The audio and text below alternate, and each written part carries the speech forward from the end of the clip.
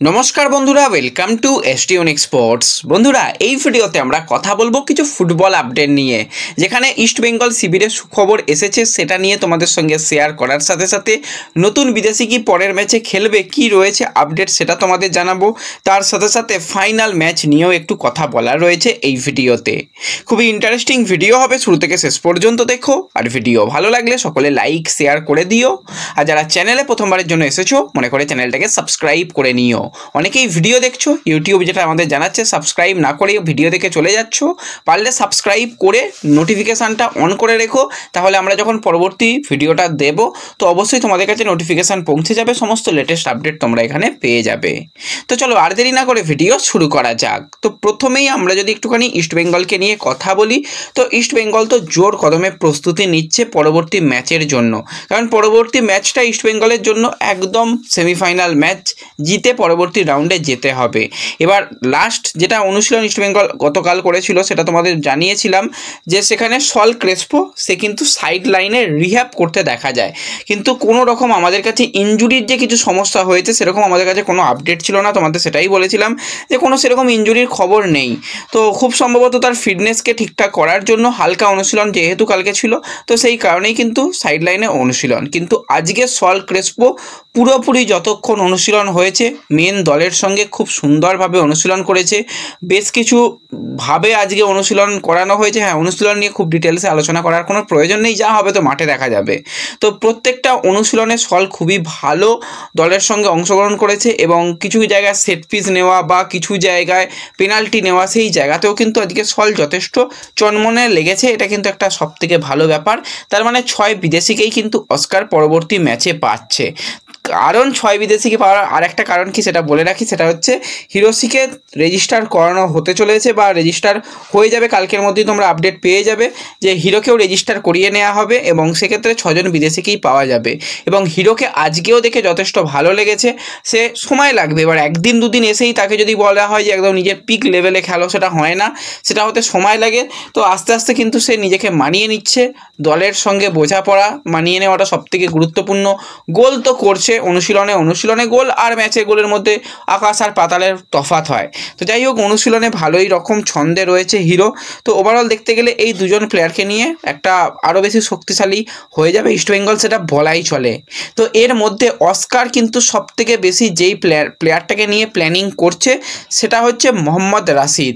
তো রাশিদ হচ্ছে মাঝমাঠের প্রধান চালিকা শক্তি। ডিফেন্স, মাঝমাঠ এবং অ্যাটাকের জন্য কিন্তু যে প্লেয়ারটা সবথেকে গুরুত্বপূর্ণ হয় সেটা হচ্ছে রাশিদ যদি ভালো ম্যাচ কন্ট্রোল করে, মিডফিল্ড কন্ট্রোল করে, তাহলে কিন্তু দলের আক্রমণ বা ডিফেন্সে প্রচুর সাহায্য হয়। তো কোচ কিন্তু দীর্ঘক্ষণ ধরে রাশিদের সঙ্গে নানান বিষয় নিয়ে কথা বলতে আজকে দেখা গেছে, এবং আশা করছি রাশিদকে কিন্তু একটু অন্যরকম ভূমিকায় দেখা যাবে, এবং আক্রমণ বিভাগে বেশি প্লেয়ার খেলানোর জন্য হয়তো রাশিদের পাশে সৌভিক চক্রবর্তী বা জিকসান তাদের ব্যবহার করা মাঝমাঠে, যেটা আমরা আগেই গেম প্ল্যানিং নিয়ে আলোচনা করেছি, সেই রকমই কিন্তু কোচ কিছুটা প্ল্যানিং করছে। আজকের অনুশীলন থেকে সেরকমই কিন্তু ইঙ্গিত আসছে। তো ওভারঅল দেখতে গেলে ইস্টবেঙ্গল কিন্তু আক্রমণ বিভাগে প্লেয়ার বেশি রাখার চেষ্টা করছে। হয়তো 4-4-2 ফরমেশনে যাওয়ার কথাই ভাবছে কোচ, যে নামধারীর বিরুদ্ধে চ্যালেঞ্জ একটু কঠিন হবে, সেক্ষেত্রে জোড়া স্ট্রাইকারকে যাতে ব্যবহার করা যায়, এবং স্ট্রাইকার পজিশনে যে প্লেয়ারটাকে প্রস্তুত রাখা হচ্ছে যদি তাকে নামানো হয়, আমি তো বলবো খুবই ভালো ব্যাপার। সেটা হচ্ছে জেসিনটিকে। দুর্দান্ত ছন্দে লাস্ট কয়েকটা সিজন খেলছে, কিন্তু সিনিয়র দলে সেইভাবে একদমই সুযোগ পায় না। হ্যাঁ, এবার ওই 2-4 মিনিট নামিয়ে যদি বলে যে নাও তুমি ম্যাচের রং বদলে দাও, সেটা হয় না। কিছুটা গেম টাইম অন্তত 15-20 মিনিট তো দরকার হয় যে ম্যাচের সঙ্গে মানিয়ে নিতে। তো সেই কারণে জেসিনকেও কিন্তু পুরো দমে প্রস্তুত রাখা হচ্ছে, এবং প্রস্তুতিতে জেসিনও কিন্তু বেশ চনমনে লাগছে। গোল করছে, গোল করাচ্ছে, সামনের দিকে বল বাড়াচ্ছে, এবং জেসিন যথেষ্ট ভালো ছন্দে রয়েছে, এবং ডেভিডকেও একই সাথে তৈরি রাখা হচ্ছে। তো সেক্ষেত্রে একজন বিদেশি স্ট্রাইকারের সঙ্গে কিন্তু একজন ইন্ডিয়ান স্ট্রাইকারকেও কিন্তু কোচ ব্যবহার করবে, সেরকমই পরিকল্পনা রয়েছে। এবং সায়নের যদি কথা বলা যায়, সায়নকেও কিন্তু আজকে জোর কদমে প্রস্তুতি রাখা হয়েছে, যাতে তাদের উইং পজিশনে যে কোনো মুহূর্তে ব্যবহার করা যায়। হয়তো বিষ্ণু বিপিনই একসাথে শুরু করবে, কিন্তু বাদবাকি উইঙ্গারদেরও কিন্তু প্রস্তুতি রাখা হচ্ছে। তো ওভারঅল দেখতে গেলে কিন্তু ইস্টবেঙ্গল ম্যাচটাকে নিয়ে যথেষ্ট সিরিয়াস, এবং জেতার জন্য সমস্ত রকম চেষ্টা করছে। কোনোভাবে ম্যাচটা হারলে স্বপ্ন ভঙ্গ হবে, সেটা বলাই যায়, যেটা ডুরান্ড কাপে হয়েছিল।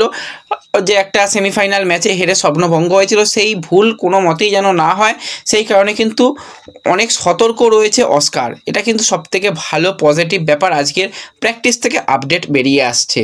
এবং এর সাথে সাথে আইএফএ শিল্ডের যদি আজকে যে ম্যাচটা ছিল সেই ম্যাচ নিয়ে কথা বলি, তো সেক্ষেত্রে ইউনাইটেড কিন্তু আজকের ম্যাচ জিতে গেছে, গোকুলাম কিন্তু ছিটকে গেল। গোকুলামের দুটো ম্যাচ হয়ে গেছে, তারা দুটো ম্যাচই হেরেছে। তো গোকুলাম একদিকে ছিটকে গেছে, অপর দিকে কিন্তু শ্রীনিধি তারাও ছিটকে গেছে। তার মানে আর 4টে দল পড়ে রইল, ইস্টবেঙ্গল, মোহনবাগান, ইউনাইটেড এবং নামধারী। তাদের মধ্যে কারা ফাইনালে শেষ পর্যন্ত 18 তারিখে কোয়ালিফাই করে সেটা তো আমরা বুঝতেই পারবো 14 এবং 15 তারিখে।